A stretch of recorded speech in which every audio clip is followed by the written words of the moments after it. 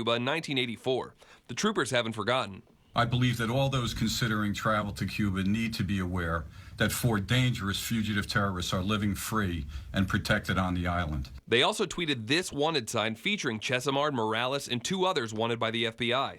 All this as the White House says they're working with the Cuban government to bring these fugitives back. We have raised our concerns with the Cuban government repeatedly that there are fugitives from American justice that have sought safe haven in Cuba, and we are seeking their return. I can tell you that there has already been a law enforcement dialogue established between our 2 countries to seek the return of these fugitives so they can be brought to justice. Now, one thing missing from the president's schedule, a meeting with Fidel Castro. He will not have any FaceTime with the 89-year-old former leader while he's in Cuba. Instead, he will deal only with Fidel's brother and current president, Raul.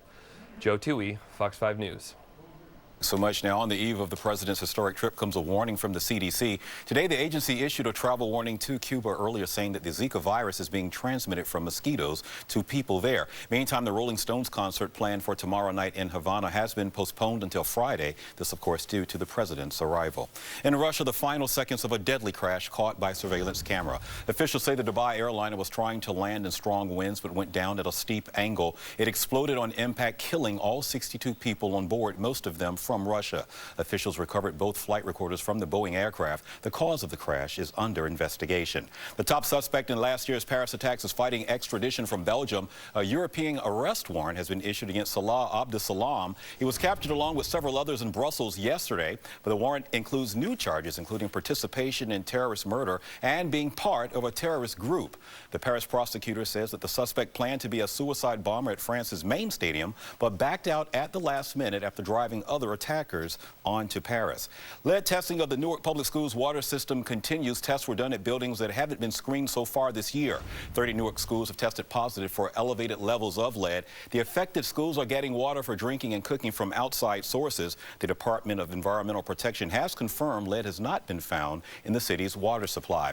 Good news for strap hangers anxiously awaiting the 2nd Avenue subway to be up and running. The MTA says it expects the first phase of the $4 billion project from 63rd Street to 96th Street to be open by December. However, the second phase, which goes up to 125th Street, will be delayed until 2019. Times Square is shining bright tonight. This is a live picture of it, but about a half hour ago, this is what it looked like. One Times Square went dark, turning off their billboards for an hour. That's the building where the New Year's Eve ball drops. The Empire State Building also shutting down its lights, all to celebrate Earth Hour. That's where iconic landmarks around the world go dark for about 60 minutes. This is, of course, to raise awareness about energy conservation. Well, coming up, the Kanye craze taking over Soho this weekend. We're going to take you to his pop-up shop where fans were lining up for merchandise, all related to his brand new release. And we're just one day away from Fox's live musical, The Passion. Coming up, a preview of the big show. Pope Francis also breaking new ground. I'll show you how the pontiff is expanding his presence on social media. I'm Lisa Evers, host of Street Soldiers. Coming up after the news, we're talking about quality of life crimes and who will pay the price. Fox 5 News brought to you by Raymore and Flanagan, furnishing your style. This is our point of view. You're watching Fox 5 News at 10.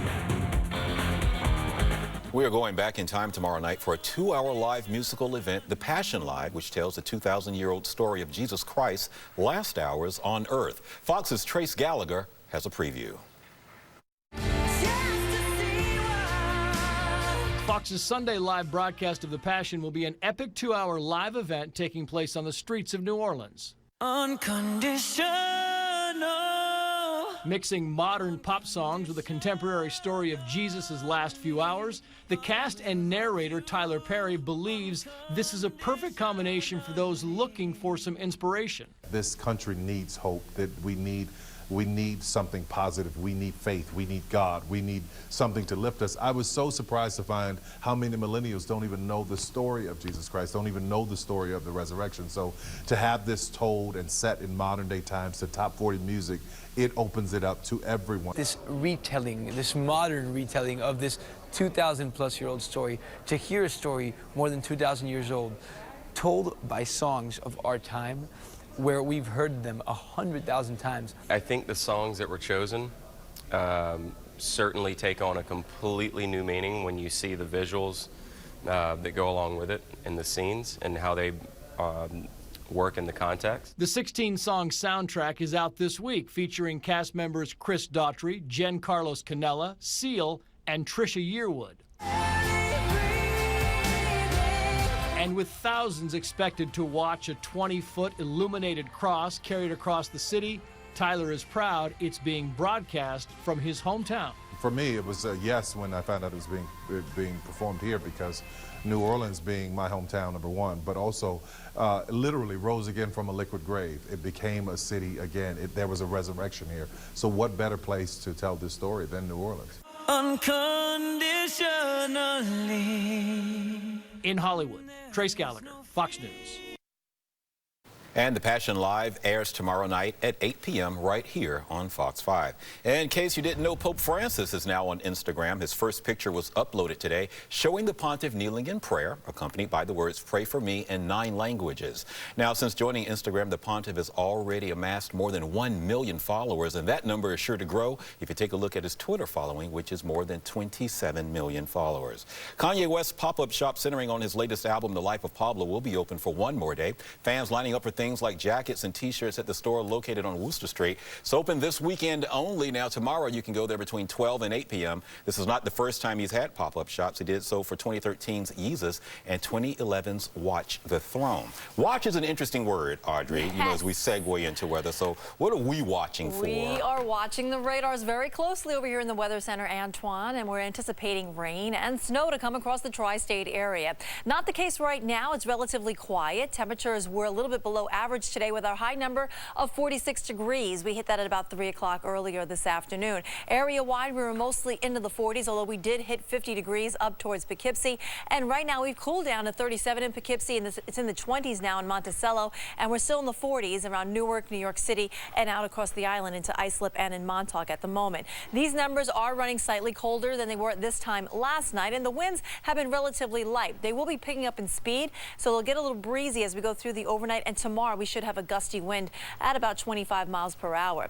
So the area of low pressure we've been watching over the last couple of days is now making its way towards the mid-Atlantic. A lot of rain has been kind of intermittent across southern portions of New Jersey through the day, and that's been continuing over the last few hours. But we're not seeing that much of a punch with this system just yet. It will be intensifying as it moves offshore and expected to cross over the mid-Atlantic region, then just be off our shore points here through the overnight, and that's when we anticipate the snow to combine with the colder air that it's moving in, or rather the moisture combining with the colder air, resulting in snow across the area during the overnight hours tomorrow night into Monday. So in the meantime, it's just going to be a quiet evening. In fact, tomorrow, I think we'll wake up and see some sunshine across the area. It'll be a morning where you'll think, are we really anticipating a snowstorm around here? But yes, we are, especially across the east end of Long Island and into eastern Connecticut. So by the middle part of the day, again, just lots of clouds moving in, and I think just a couple of scattered showers will start approaching the Jersey Shore. And it's really not until this time tomorrow night when we start to see things ramp up.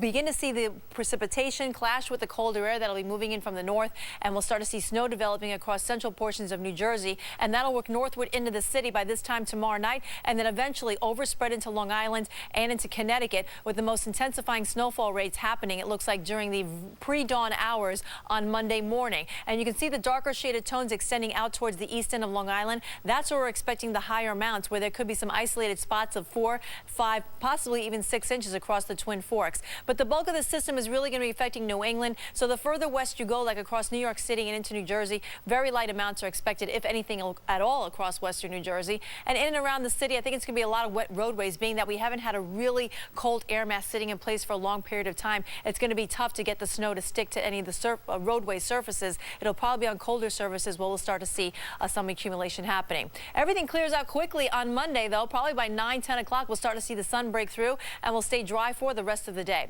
So for tonight, partly cloudy and cold in the suburbs. We'll drop down into the teens in some spots. We're bringing in the spring season tonight at about 12:30, believe it or not. And as we do so, we're anticipating snow for the next evening. So tomorrow we'll start out with some sunshine. We'll have showers by the afternoon. Snow develops in the evening, and temperatures will be about average for the high numbers. Then as we go into the beginning of the week, the snow showers will be tapering off during the pre-dawn hours. It gets drier and windier towards the afternoon on Monday. And then as we go through the rest of the week, week, temperatures slowly climb back up into the 60s, which is above average for this time of year. We have our next chance of precipitation by the end of the week, and it will be in the form of rain and not snow because temperatures will be just too warm. So after a snowy start to the season, it looks like we'll have a nice first week of spring. What Twitter follower wants to know, is this rare or kind of common for it to happen? No, March is typical where we see roller coaster rides in temperatures as well as in precipitation, whether it's rain or snow. So this is actually normal. You text that back and I'm going to take care of that. Right now. Some cute dogs and adorable cats found a nice home today. The Animal Care Centers here in New York had a very successful adoption event on the Upper West Side. All the animals now were seniors, meaning between the ages of 7 and 14 years old. A total of 6 were adopted, 2 cats and 4 dogs. Okay, now this next story, watch this. This is the boss, Bruce Springsteen, with a die-hard fan. 9-year-old Zabi Glofsky went to the concert with his father. The singer's concert was sold out in Los Angeles on Tuesday night. Zabi knew he'd be late for school the next day, so he held up a sign asking Bruce Springsteen to sign his note. The boss saw it, and the loyal fan was brought backstage, and not only did the boss sign it, he wrote it, and it said, "Zabi has been out rocking and rolling very late. Please excuse him if he is in fact tardy." How cool is that? That is very cool. You got some dancing going on the college level, don't you? Yeah, hey, coming up next in sports, March Madness second round action. We'll take you to Providence to see if Yale can pull off the upset and take down the defending national champs, Duke. Highlights when we come back. Tonight on Street Soldiers, quality of life